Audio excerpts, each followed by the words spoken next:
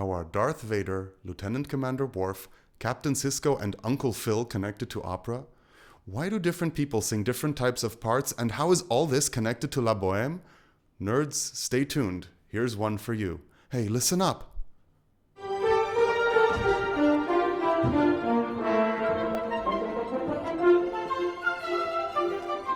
So about that shared apartment in Paris with the poet, the painter, the musician, and the philosopher. I'm glad you're back today because, you guessed it, today will be all about philosopher Colline. That was his motif, his theme music that we just listened to. It shows up again and again throughout the opera when Colline is involved in some way. Anyway, have you ever watched Mel Brooks and History of the World Part 1? Well, Colline is a real stand-up philosopher. I'm Samuel Berlad, and this is Why Do I Care?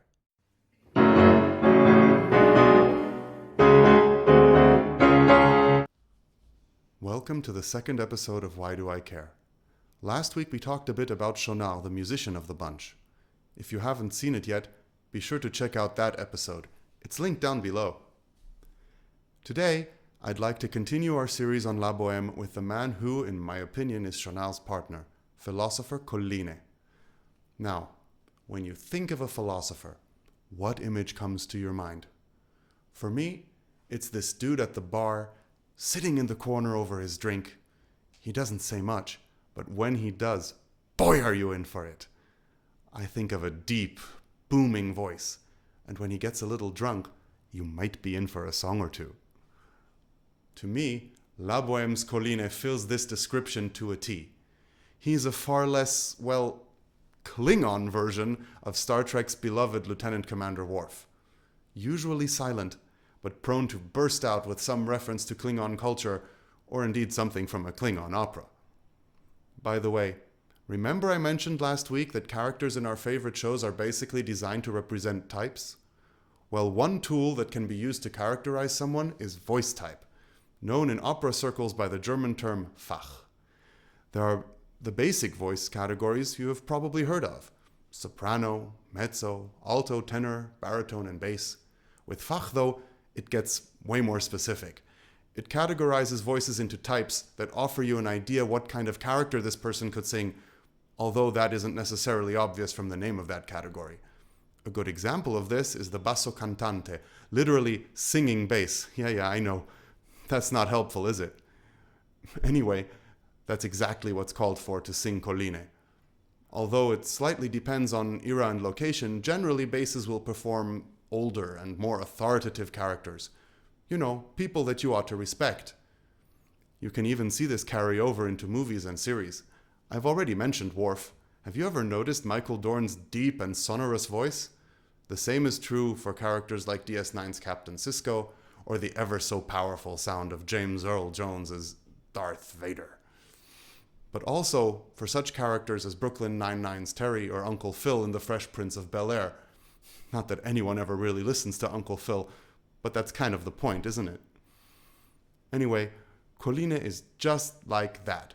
If he had the money, he'd be sitting in Café Momus, that's the cafe our four friends visit in Act 2, every day, all day. And before anyone comments, yes, I know that technically Puccini divides La Bohème into pictures, but I'm assuming act is the more commonly known term. Colline would likely be sitting there all day with glass after glass of wine, making notes of and commenting on all the people passing by. Sometimes he'd be there with Schonau. Sometimes he might hang out with Musetta. Stay tuned for more about her. But I think he'd often be there all by himself. In any case, we can be sure of the comments he would make because we experience him in the cafe scene. He makes lots of pointed remarks, usually backed up by Schonau. Generally, the two do function as a sort of comic duo, often completing each other's punchlines. A relationship or a bromance, well, we'll probably never know for sure.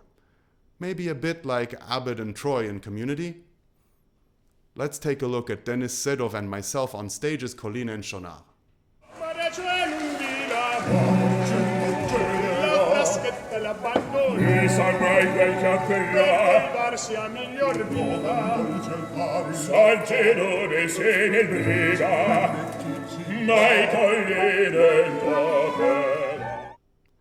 Also, if Schonau isn't bisexual, I would say that Colline almost certainly is.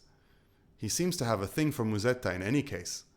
At the end of the opera, with Mimi on her deathbed, all of our friends try to help her as best they can.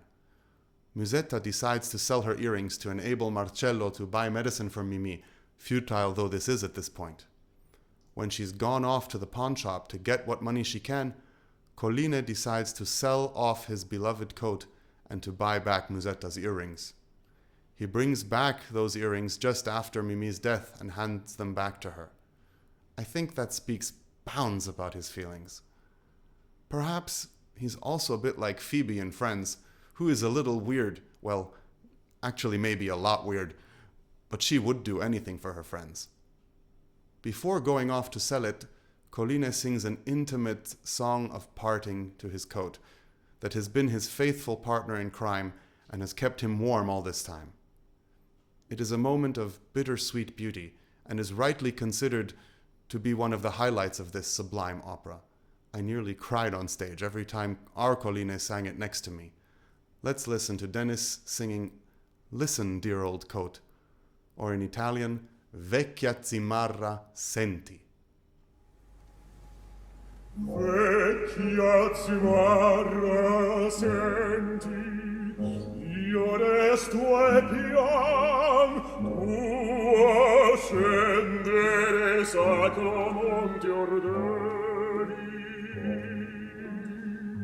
Le mie grazie ricevi, ma non curvasi il lodo suoi richieda ai potenti. O serve le tue tasche come in altri tranquilli.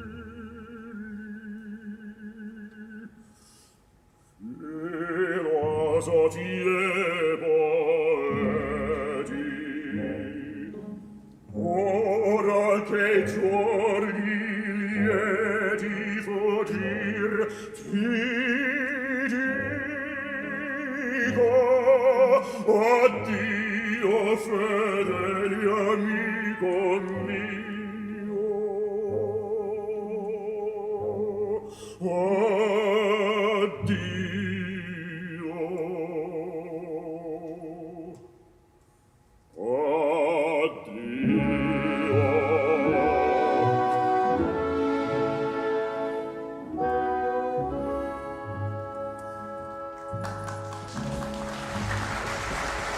Bravo, Dennis. It was great performing alongside you. So I hope you enjoyed this look at Colline. If you did, please like this video and subscribe and follow me for more about why you should care about opera. Let me know what you think down in the comments. Tell me what puts you off or what excites you about opera. Next week, we'll be continuing with La Bohème and one of the fabulous female leads. See you soon!